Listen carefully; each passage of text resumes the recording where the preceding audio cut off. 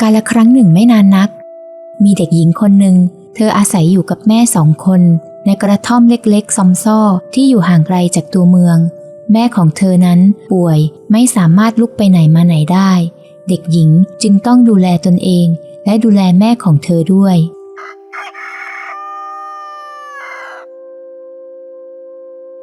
ทุกวันเธอต้องตื่นแต่เช้าตรู่เพื่อทำอาหารให้แม่ของเธอทาน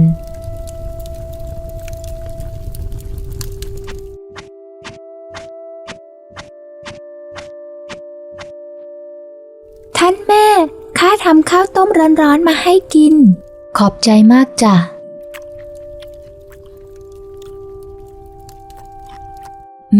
อร่อยมากๆเลยแม่อิ่มแล้วแหละเจ้าเอาไปกินต่อเยอะๆเถอะนะเด็กต้องกินเยอะๆจะได้โตเร็วๆค่ะท่านแม่ไม่ว่าจะกินอิ่มหรือไม่อิ่มแม่ของเด็กหญิงก็มักจะเหลือข้าวให้เด็กหญิงกินเยอะกว่าเสมอ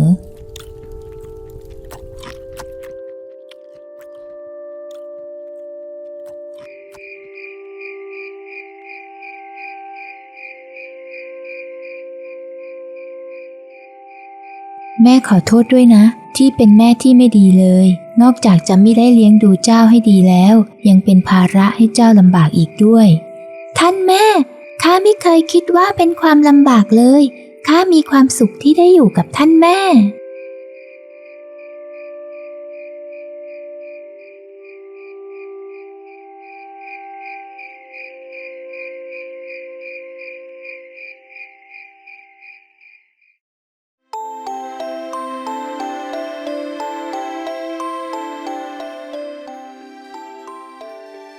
ยอดหญิงหัวใจทองคำ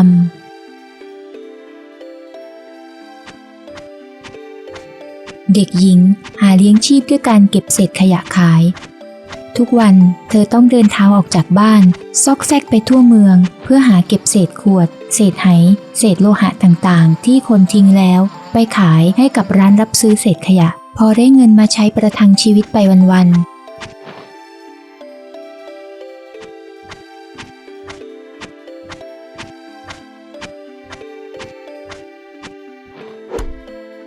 วันนี้ได้มาแค่นี้เองหรือแม่หนูทำไมน้อยจังล่ะข้าเดินหามาทั้งวันเลยแต่ก็ได้มาแค่นี้อย่างนั้นก็ได้เงินแค่นี้นะขอบคุณจ้าเฒ่าแก่แค่นี้ก็พอซื้อข้าวให้ท่านแม่ของข้ากินได้แล้วแหละ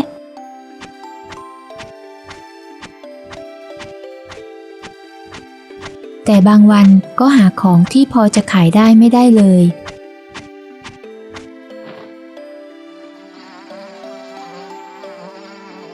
เธอจึงต้องอดมื้อกินมื้อเป็นประจำ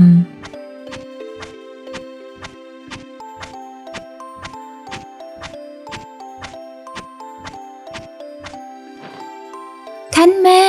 ข้าขอโทษด้วยวันนี้ข้าเก็บขยะไปขายไม่ได้เลยจึงไม่มีเงินซื้อข้าวสารกลับมามิเป็นไรหรอกจ้าวันนี้แม่ไม่ค่อยหิวพอดีเลยมานี่สิจ๊ะเดี๋ยวแม่จะเล่านิทานให้ฟังกล่อมนอนหลับแล้วก็จะได้ไม่หิวอย่างไรล่ะจ๊ะชัยโยข้าชอบฟังนิทานจากท่านแม่ที่สุดเลย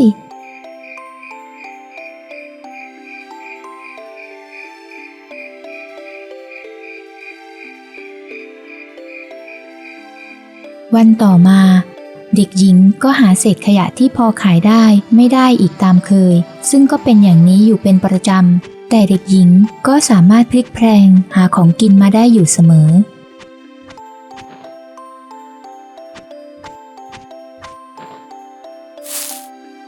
พี่สาวท่านเอาผลไม้มาทิ้งทำไมอย่างนั้นหรือจ๊ะอ๋อมันเริ่มเน่าเสียแล้วขายไม่ออกข้าก็เลยเอามาทิ้งน่ะเช่นนั้นข้าขอได้ไหมจ๊ะหากเจ้าว่ามีประโยชน์ก็เอาไปเลยจ้ะ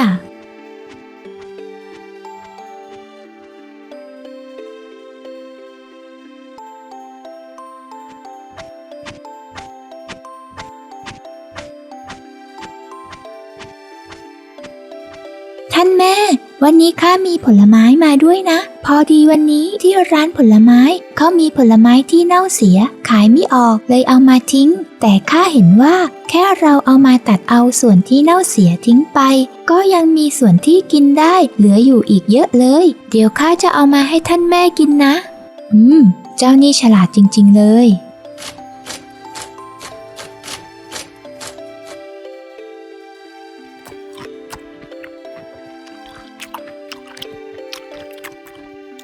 ท่านแม่วันนี้ข้ารู้สึกอร่อยจังเลยแม่ก็เหมือนกันจ้ะ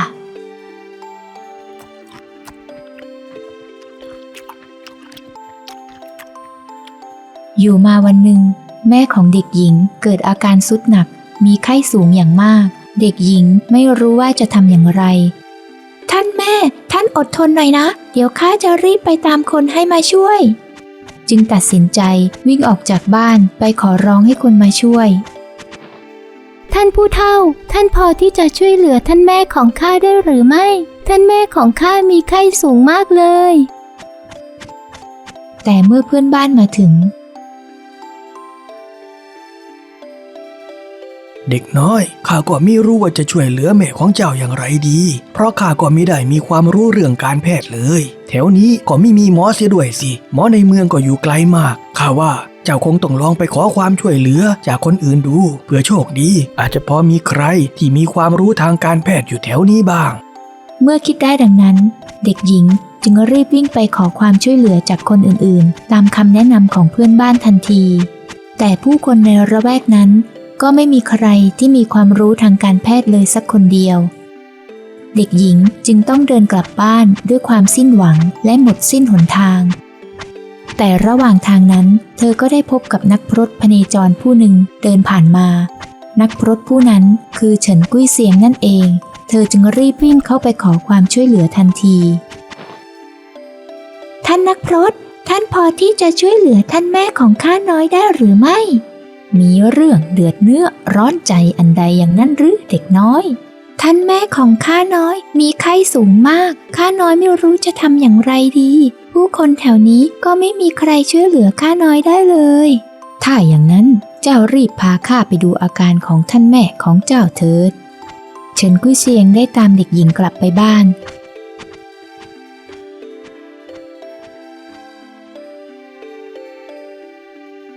เมื่อได้จับชีพจรของแม่ของเธอแล้วก็ได้เอ่ยขึ้นมาว่าเจ้ามิต้องวิตกกังวลไปท่านแม่ของเจ้ามิได้เป็นอะไรมากหรอกแค่เป็นไข้หวัดธรรมดาเท่านั้นเจ้าคอยหมั่นเช็ดตัวให้เป็นระยะไข้จะค่อยๆลดลงไปเองว่าแต่เจ้าอยู่เพียงลำพังกับแม่2 คนแค่นี้หรือใช่ค่ะอย่างนั้นเวลาเจ็บป่วยขึ้นมาก็คงจะลำบากหน้าดูเลยสิ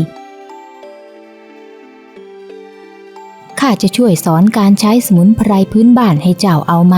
เพื่อเจ็บไข้ได้ป่วยขึ้นมาอีกจะได้ช่วยบรรเทาอาการต่างๆเบื้องต้นได้นับเป็นความเมตตาของท่านนักพรตแต่สมุนไพรมันหายากไหมคะมิยากหรอกสมุนไพรบางอย่างก็คือพืชผักที่เรากินอยู่เป็นประจำนี่แหละเฉินกุ้ยเซียงจึงได้แนะนำสมุนไพรที่หาง่ายใกล้ตัวและวิธีการใช้ให้เป็นยาให้แก่เด็กหญิงนี่คือขิงที่ทุกบ้านมักมีติดไว้เสมอมีฤทธิ์อุ่นบำรุงธาตุไฟช่วยลดไข้ได้และเมื่อได้ทำตามแล้วก็ช่วยให้ไข้ของแม่ของเด็กหญิงค่อยๆลดลงตามลำดับเด็กหญิงจึงเริ่มผ่อนคลายความกังวลและได้พูดกับเฉินกุ้ยเซียงว่าขอบคุณท่านนักพรตที่ช่วยเหลือข้าน้อยและท่านแม่หากมิได้ท่านนักพรตในวันนี้ข้าน้อยก็ไม่รู้ว่าจะหันหน้าไปพึ่งใครอีกแล้วนับเป็นเรื่องเล็กน้อยด้วยความทุกข์ใจเด็กหญิงจึงได้เอ่ยถามเฉินกุ้ยเซียงต่อไปอีกว่าท่านนักพรตเหตุใดชีวิตของคนเราจึงไม่เหมือนกันตั้งแต่เกิดมาข้าน้อยเห็นครอบครัวอื่นอยู่กันพร้อมหน้ามีอยู่มีกินแต่ข้าน้อยกับท่านแม่กลับต้องอยู่อย่างลำพังและขัดสนข้นแค้นเด็กน้อยเอ๋ยเจ้าอย่าได้น้อยใจไปเลยเจ้าหารู้ไหมว่าเจ้าคือคนพิเศษที่ฟ้าลิขิตต่อไปในภายภาคหน้าเมื่อเจ้าออกไปเผชิญยุทธภพเจ้าจะเป็นสุดยอดฝีมือที่แข็งแกร่งและไร้เทียมทาน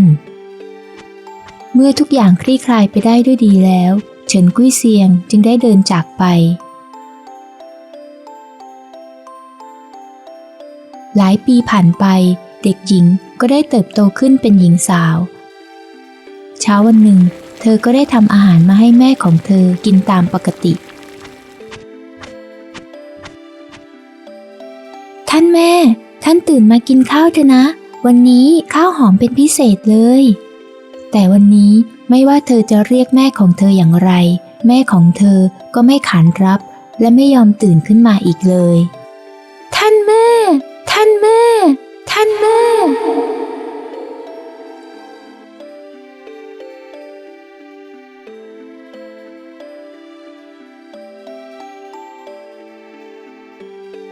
ตัดใจเสียเถิดนะท่านแม่ของเจ้าไปสบายแล้วแต่ว่าแบบนี้ก็ดีแล้วแหละต่อไปเจ้าเองก็จะได้มีชีวิตอย่างที่ควรจะเป็นเสียที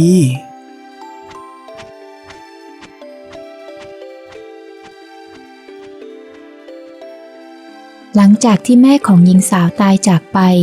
เธอก็มิอาจทำใจที่จะอยู่ในบ้านหลังเดิมได้อีกต่อไปเธอจึงตัดสินใจเลือกเส้นทางชีวิตใหม่และมุ่งหน้าเข้าไปเผชิญชะตากรรมในเมือง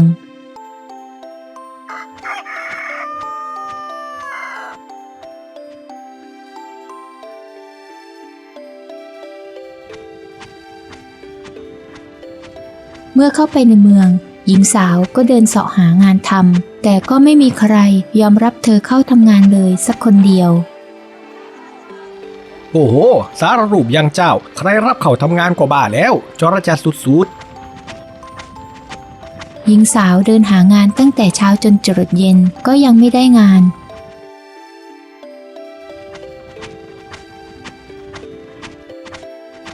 จนได้มาถึงบ้านของผู้มีอันจะกินหลังหนึ่งซึ่งมีป้ายรับสมัครงานติดไว้ที่หน้าบ้านพี่ชายท่านช่วยอ่านป้ายที่ติดไว้ที่นี่ให้ทีว่าเขาเขียนว่ารับสมัครคนงานใช่หรือไม่อ๋อใช่เขาเขียนไว้ว่ารับสมัครคนงานชายหลายตำแหน่งแต่เจ้าเป็นผู้หญิงนี่เขาคงมีรับหรอกมั้งด้วยความที่ไม่รู้ว่าจะไปไหนต่ออีกแล้วหญิงสาวจึงตัดสินใจเข้าไปสมัครงานในบ้านหลังนั้นทันที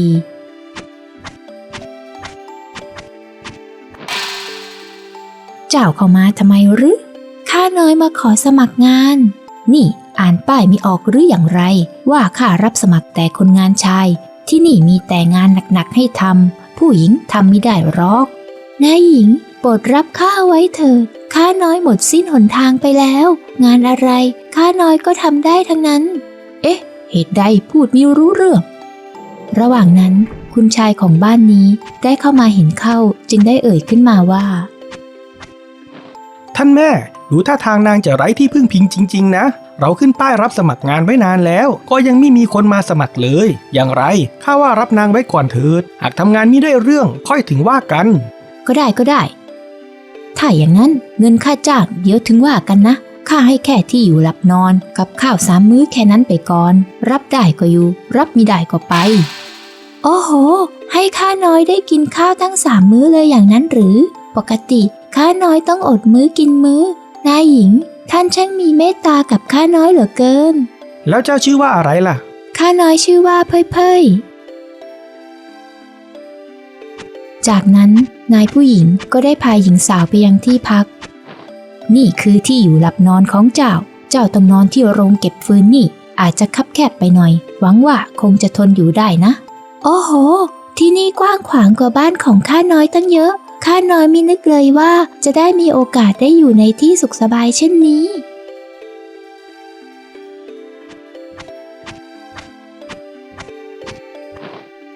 งานของเจ้าทุกวันให้ตื่นแต่เช้าหาบน้ำมาเทใส่อ่างผ่าฟืนแล้วก็หุงข้าวเตรียมไว้ส่วนกับข้าวข้าจะมาทำเองเข้าใจไหม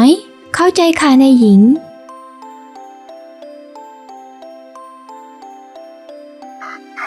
รุ่งเช้าวันต่อมาวันนี้นายผู้หญิงก็ตื่นเช้าเป็นพิเศษ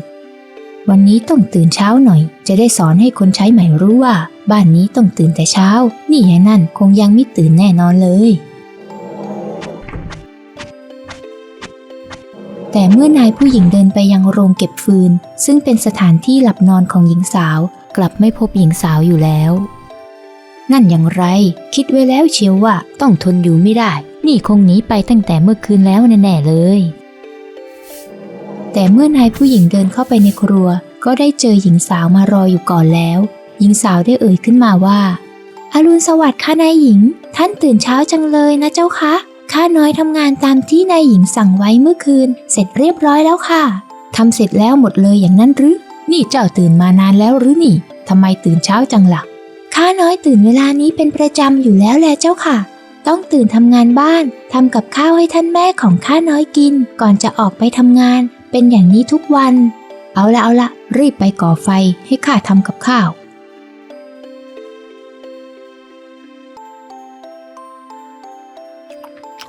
เมื่อถึงเวลากินข้าว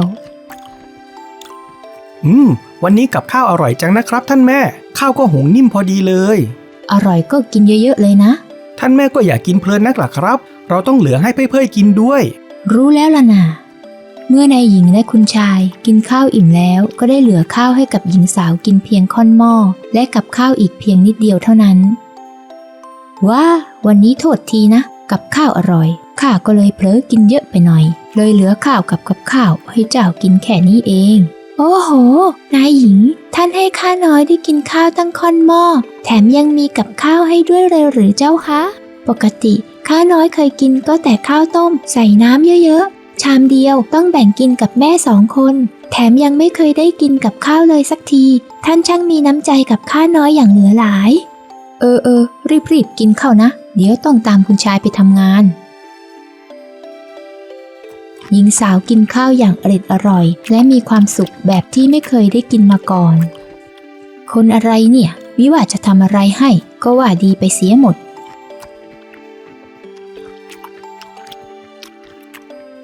ครอบครัวนี้เป็นครอบครัว2 แม่ลูกที่เพิ่งย้ายเข้ามาตั้งรกรากใหม่เพื่อมาทำการค้าในเมืองนี้และวันนี้เป็นวันแรกที่คุณชายจะออกไปติดต่อค้าขาย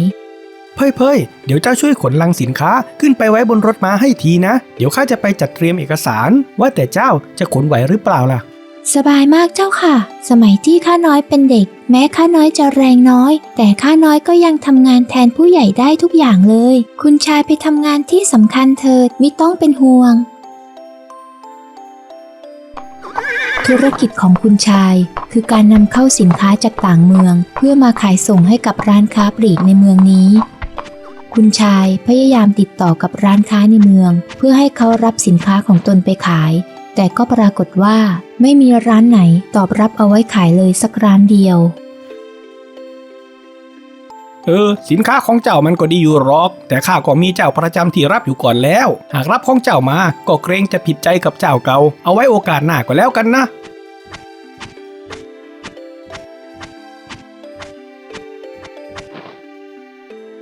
สินค้าดีราคาไม่แพงตกลงท่านรับใช่ไหมครับมิเอาหรอกที่เดิมที่ข้ารับอยู่ก็ไม่มีปัญหาอะไรไม่รู้ว่าจะเสี่ยงเอาเจ้าใหม่ไปทำไมคุณชายจึงต้องเดินกลับมาด้วยความผิดหวังมิสำเร็จอีกแล้วหรือคะคุณชาย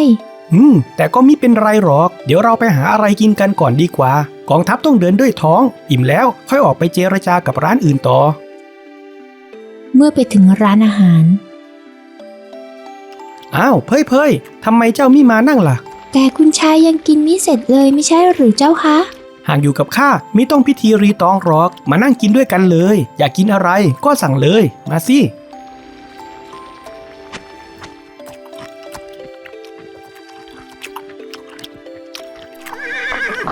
วันต่อมาคุณชายก็เดินทางออกจากบ้านเพื่อพยายามติดต่อหาตัวแทนจำหน่ายสินค้าของเขาเหมือนเคย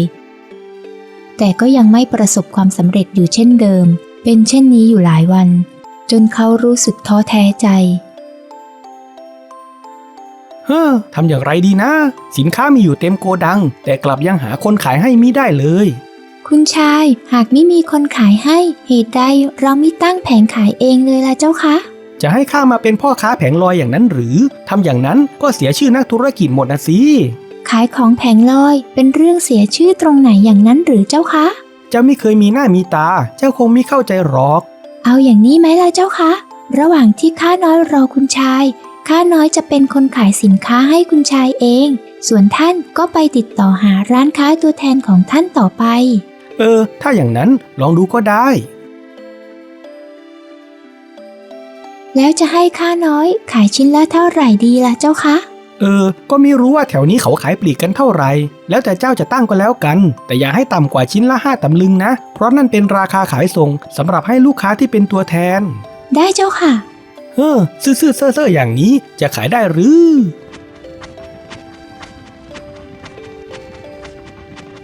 และแล้ววันนั้นคุณชายก็ติดต่อหาร้านค้าตัวแทนจำหน่ายไม่ได้อีกตามเคยเขาจึงเดินกลับไปหาหญิงสาวที่รถม้าตามที่ได้นัดกันไว้ เป็นอย่างไรบ้างขายได้สักชิ้นไหม ข้าน้อยขายจนหมดเกลี้ยงเลยเจ้าค่ะ ฮะเป็นไปได้อย่างไรไหนลองเอาเงินมาดูสิ นี่เจ้าค่ะ เพ่ยสินค้าตั้งเยอะแต่ทำไมได้เงินมาแค่นี้เองหากขายชิ้นละ10 ตำลึงอย่างน้อยก็น่าจะได้เงินเยอะกว่านี้ตั้งเท่านึงเลยนะ ก็ข้าน้อยอยากให้ขายได้เยอะๆคุณชายจะได้ดีใจคุณชายให้ข้าน้อยขายไม่ต่ำกว่า5 ตำลึงข้าน้อยก็เลยตั้งขายราคานั้นปรากฏว่าคนแถวนี้ต่างพากันมาซื้อเยอะเลยเจ้าค่ะ ชิ้นละ5 ตำลึงเองอย่างนั้นหรือถูกจังปกติข้าเคยซื้อตั้ง10 ตำลึงแน่ใช่ดีกว่าไปซื้อกล่องสุ่มอีกหน้าอย่างนี้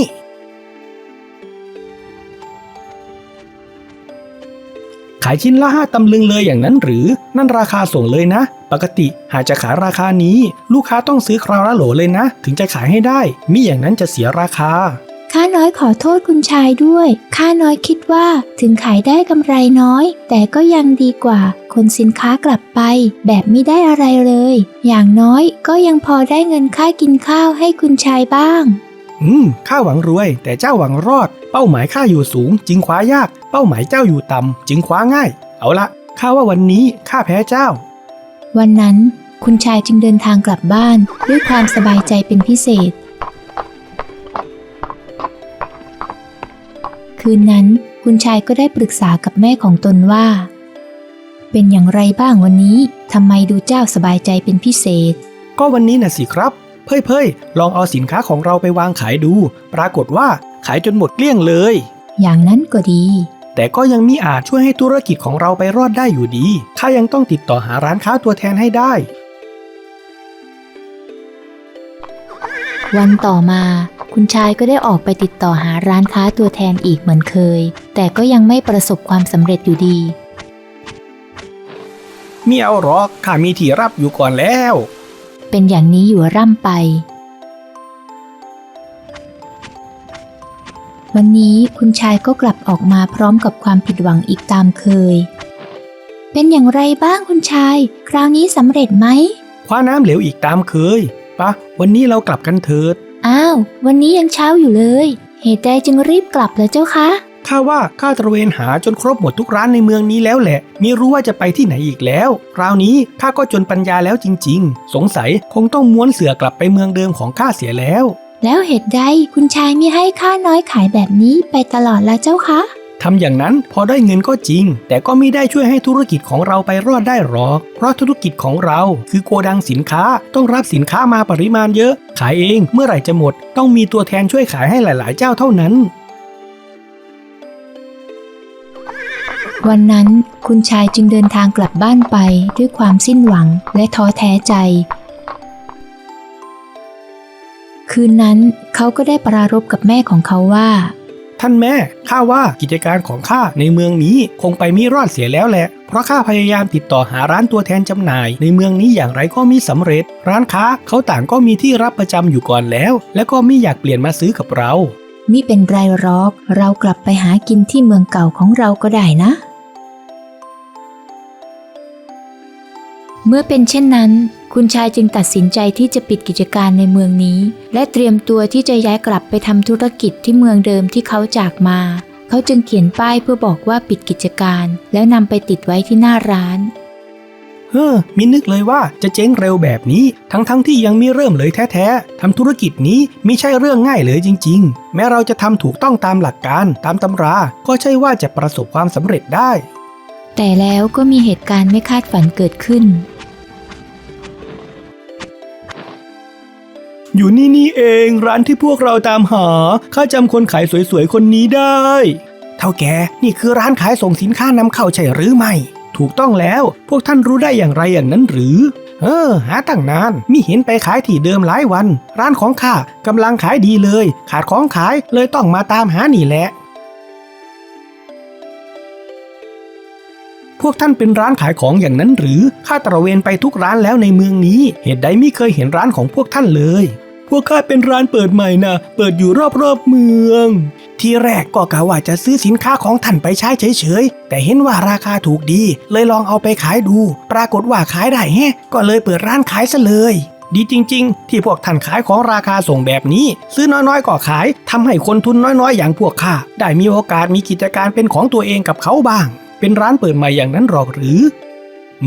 การขายสินค้าของเพ่ยๆแม้จะมีถูกต้องตามหลักการแต่กลับทำให้ได้ลูกค้ากลุ่มใหม่ที่ไม่มีอยู่เดิมเป็นสุดยอดกลยุทธ์นอกเหนือตำราเพ่ยๆเจ้านี่ช่างเยี่ยมยุทธเสียจริงๆและแล้วในที่สุดธุรกิจของคุณชายก็ค่อยๆเป็นที่รู้จักเพิ่มขึ้นเรื่อยๆและได้เจริญเติบโตอย่างที่เขาคาดหวังไว้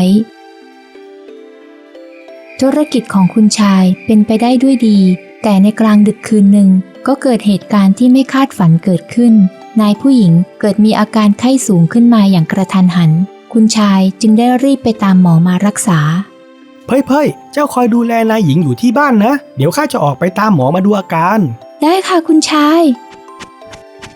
แต่เมื่อคุณชายไปถึงสำนักพยาบาลก็ปรากฏว่า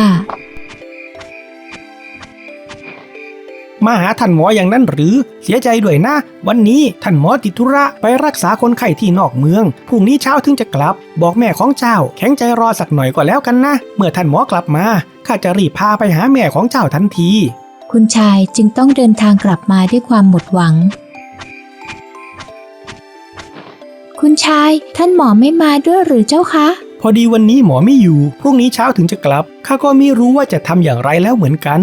เอาอย่างนี้สิคะข้าน้อยเคยดูแลท่านแม่ของข้าน้อยที่มีไข้สูงแบบนี้อยู่หลายครั้งแล้วก็ไข้ลดลงได้ทุกทีให้ข้าน้อยช่วยแบบที่ข้าน้อยทำให้แม่ไปพลางๆก่อนเถิดนะอย่างน้อยน่าจะช่วยบรรเทาอาการได้บ้างเอาอย่างนั้นก็ได้หญิงสาวจึงได้คอยเฝ้าเช็ดเนื้อเช็ดตัวและดูแลอาการของนายหญิงไปตลอดทั้งคืนจนรุ่งเช้าหมอก็ได้มาดูอาการตามที่ได้นัดไว้นับว่าพวกเจ้ายังโชคดีที่มีคนที่พอมีความรู้ทางการแพทย์อยู่บ้างรู้จักใช้ขิงที่เป็นผักสวนครัวมาต้มให้กินแล้วก็เช็ดตัวด้วยซึ่งช่วยลดไข้ได้เป็นอย่างดีมิเช่นนั้นแล้วท่านแม่ของเจ้าซึ่งอายุมากแล้วอาจจะช็อกเพราะพิษไข้และอาการอาจจะหนักไปกว่านี้ก็เป็นได้และแล้วทุกอย่างก็คลี่คลายไปได้ด้วยดีวันต่อมาคุณชายก็ได้เอ่ยถามหญิงสาวขึ้นมาว่าข้าสังเกตเจ้ามานานแล้วเพ่ยๆเจ้าเป็นใครกันแน่ข้าว่าเจ้าไม่ใช่คนธรรมดาเหตุใดคุณชายจึงกล่าวเช่นนั้นหากเจ้าเป็นคนธรรมดาฉะไหนจึงมีความคิดอ่านและความแข็งแกร่งเหนือคนทั่วไปสิ่งที่คนอื่นบอกว่าเป็นความทุกข์เจ้ากลับบอกว่าเป็นความสุขสิ่งที่คนอื่นบอกไม่ไหวเจ้ากลับบอกไหวสิ่งที่คนอื่นไม่กล้าเจ้ากลับกล้าแถมเจ้ายังรู้จักแก้ปัญหาและเอาตัวรอดในสถานการณ์ต่างๆได้สารพัดที่ข้ารอดพ้นจากวิกฤตต่างๆมาได้ก็เพราะได้เจ้าคอยช่วยเหลือแทบทั้งสิ้นเจ้าต้องไม่ใช่คนธรรมดาเจ้าต้องเป็นสุดยอดฝีมือที่สำเร็จสุดยอดเคล็ดวิชามาอย่างแน่นอนข้าน้อยเป็นเพียงแค่คนยากจนธรรมดาคนหนึ่งเท่านั้นแต่สิ่งที่คุณชายพูดเมื่อตะกี้ช่างเหมือนกับที่ท่านนักพรตผู้หนึ่งเคยทำนายเอาไว้เมื่อหลายปีก่อนเสียจริงๆท่านนักพรตทำนายไว้ว่าอย่างไรอย่างนั้นหรือท่านนักพรตเคยทำนายไว้ว่าต่อไปในภายภาคหน้าเมื่อเจ้าออกไปเผชิญยุทธภพเจ้าจะเป็นสุดยอดฝีมือที่แข็งแกร่งและไร้เทียมทานดุจดั่งสายลมแห่งปัญญาได้พัดผ่านเข้ามาเมื่อคุณชายได้ฟังคำพูดของหญิงสาวจึงคิดขึ้นได้ว่าเช่นนั้นข้ารู้แล้วแหละเจ้าเป็นสุดยอดฝีมืออย่างที่คิดไว้จริงๆและเคล็ดวิชาที่เจ้าสำเร็จมานั้นคือวิชาความยากลำบากนั่นเองวิชานี้ไม่มีสอนที่ไหนแต่เจ้าได้ฝึกปรือมาทั้งชีวิตเจ้าจึงแข็งแกร่งและไร้ผู้เทียมทาน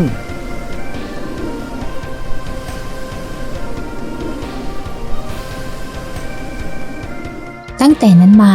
นายผู้หญิงก็หันมาทำดีกับหญิงสาวอย่างที่ไม่เคยเป็นมาก่อนประหนึ่งว่าเป็นคนในครอบครัวเลยทีเดียว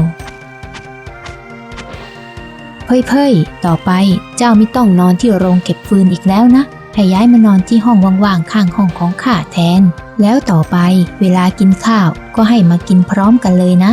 ทำเช่นนั้นจะเหมาะสมหรือเจ้าคะเมื่อก่อนอาจจะมิเหมาะสมแต่เดี๋ยวนี้เจ้าสมควรที่จะได้รับสิ่งดีๆบ้างแล้วแหละนายหญิงท่านช่างดีต่อข้าน้อยเหลือเกินปัญญายุทธจากเรื่องนี้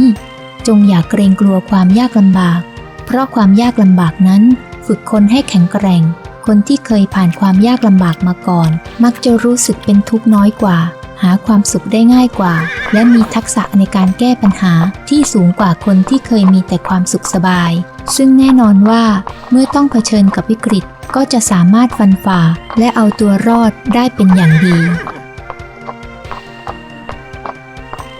อยากมีความคิดที่แกร่งกล้าต้องฝึกปรือปัญญายุทธโปรดกดติดตาม YouTube ปัญญายุทธและ Facebook ปัญญายุทธ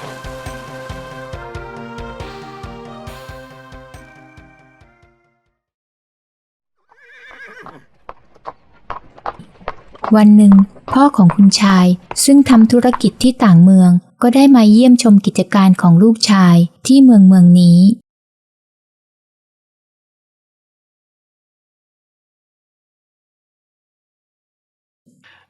ยอดเยี่ยมมากมินึกเลยว่าเจ้าจะสามารถผ่านด่านทดสอบที่ยากยิ่งของการเปิดกิจการใหม่เช่นการสร้างฐานลูกค้าและเอาชนะคู่แข่งเจ้าเดิมที่มีอยู่ในท้องที่ได้เพราะข้าได้เรียนรู้กลยุทธ์นอกตำราจากเพ่ยๆมานะครับกลยุทธ์ธุรกิจนั้นไร้รูปแบบตายตัวบางครั้งก็ต้องลองออกนอกเส้นทางดูบ้างทางที่คนไม่ค่อยเดินมักมีโอกาสซ่อนอยู่เสมอวันนี้นับว่าเจ้าเยี่ยมยุทธเพิ่มขึ้นอีกขั้นแล้ว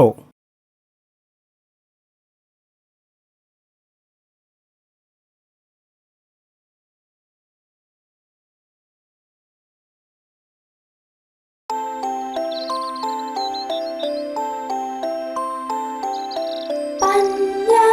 ยุทธชุดช่วยคนให้ได้หลุดพ้นความทุกข์เข็นปลุกปลอบใจให้ร่มเย็นให้ได้มองเห็นความเป็นจริง